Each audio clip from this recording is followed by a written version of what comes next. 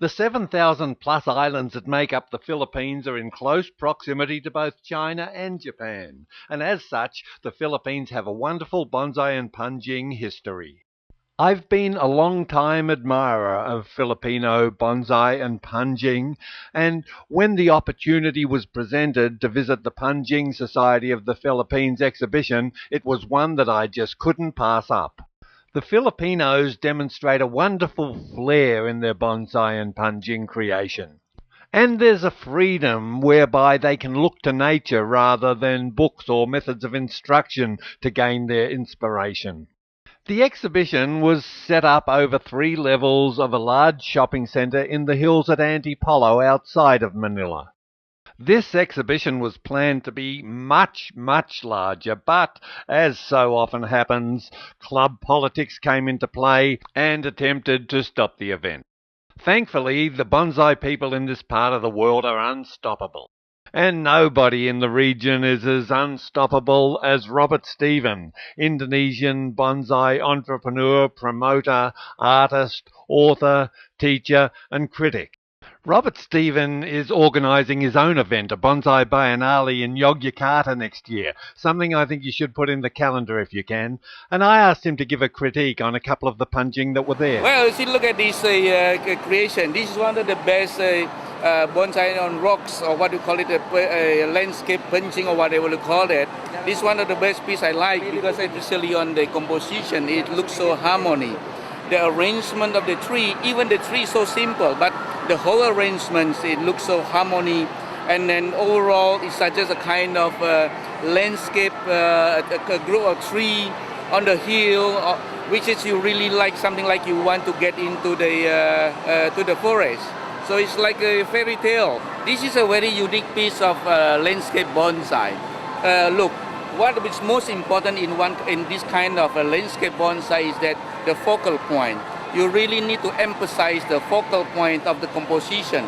If you look at this piece, there's a lot of tree here, a lot of grasses, but the focal point is not so obvious. It's kind of biased. So if you can, let's say, put somewhere to enhance the focal point, then the creation will be much better than you show everything. Here, it looks like the artist want to show everything. The tree is going here and there, but they are not integrated all together. This is one thing. And then the second thing is that the use of the grasses.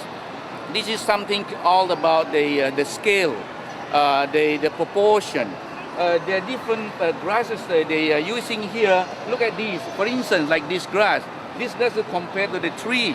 How big is the grass? You see what I mean?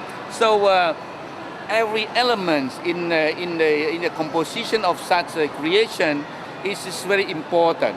So especially on the scale. So every element is related one to the other to give you the overall message of the creation. And also when you put the houses or figurines, be very careful about the scale. So once again, in this kind of creation, try to enhance or try to focus on the focal point. Don't try to show everything you have. And many of those who participated in the exhibition didn't show everything they had because many of the pieces were simply too large. The Filipinos love huge Penjing. Sunny Luna's collection contains some massive pieces that you simply couldn't carry into an exhibition, but some of his smaller pieces were amongst the favourites that I saw.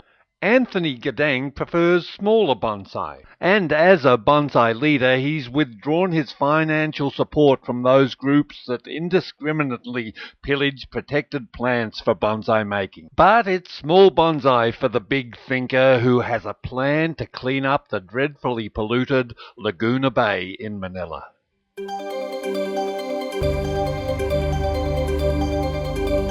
Many years ago, in a Lindsay far and distant land, a young lad dreamed of growing beautiful bonsai. He planted seeds and when they sprouted, planted the saplings in the ground so that they'd grow and make the trunks thick.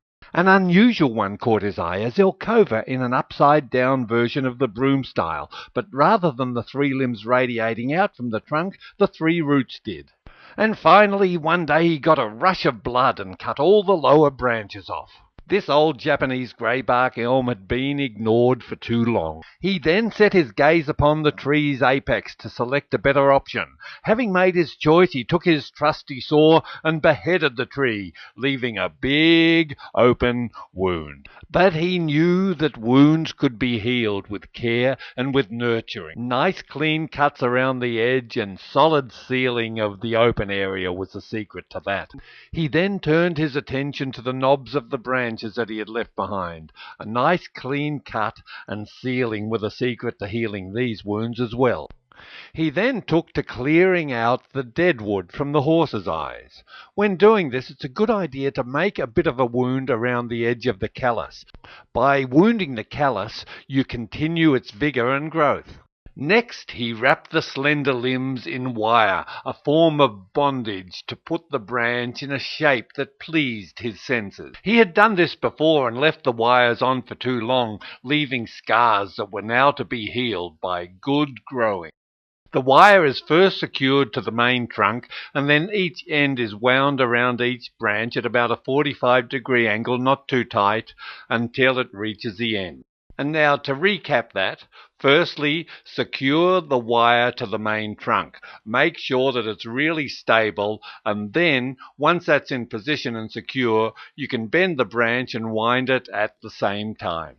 By bending the branch as you wire it, you assist it in staying in that desired position. You can see the old wiring wounds there. They can be healed quickly. Japanese greybark elms grow with such vigour in southern Australia that even if the wire is applied loosely, in just a few weeks it can be digging into the branch. Then we rake out the roots and give them a good hard prune. After that, the tree's repotted and wired down further and placed in the sun with food and water, and in no time at all there are new shoots emerging everywhere. These new shoots, particularly the ones that are originating from the main trunk, present great possibilities because each one has a prospect of becoming a new branch rapidly. Then some of the foliage is removed to encourage shooting and a bit of pruning done. There's more pruning detailed in the DVD version of this one. But then it's outside in the sun for food and water and its next burst of growth. In my haste in pruning the tree earlier, I'd probably taken the best first branch off, so I was growing a new one there. It had been a little wounded in the wiring, and you can see the wound on the trunk, which creates a weakness. But now it's time to wire it again. And as often happens on a wire wound, the branch snaps. The best laid plans can go awry, but the beauty of Zelkova serrata is that new branches grow with such vigour that it's not a problem to start again. Once bitten, twice shy, so I'm not going to be caught wiring the branch again. Instead, I'll use a guy wire to hold down that top branch, and even if it digs in, it's not going to matter because I'm going to sacrifice that top branch later on and use the downward growing one. 3 months later, the branch has grown to a satisfactory thickness. Now I can lop that big one off, and then take a moment to consider the options before you remove the rest. These really do grow with great vigour. Clean up the wound a little bit so it'll heal over nicely. And by the following spring, the pads are developing really nicely. And those two wounds, the big saw cut up here, that's healing over with a nice callus, and so is this one down here. A couple of little travel bits here. We went to the Chelsea flower show to see the bonsai there and met the man from Budakaling, the bonsai village in Karangasem in eastern Bali, and he now lives in Sanur. His name is Gedemerta, and he's the bonsai Buddha of Bali. Situated in the Sanur green area, Gedemerta will welcome you to his beautiful garden, as will his dog Nero. So if you're heading to Bali, make sure you put Gedemerta's bonsai garden at top of the list. Just contact him on Facebook before you go. And if in London, who could resist going to the Chelsea Flower Show to see the wonderful bonsai there? The Chelsea Flower Show is one of the oldest bonsai shows in Europe, and of course there's much more to see as well. And that's it for today's episode. Keep in touch with us on Facebook at the Lindsay Farr's World of Bonsai Facebook page, and until next time, so long.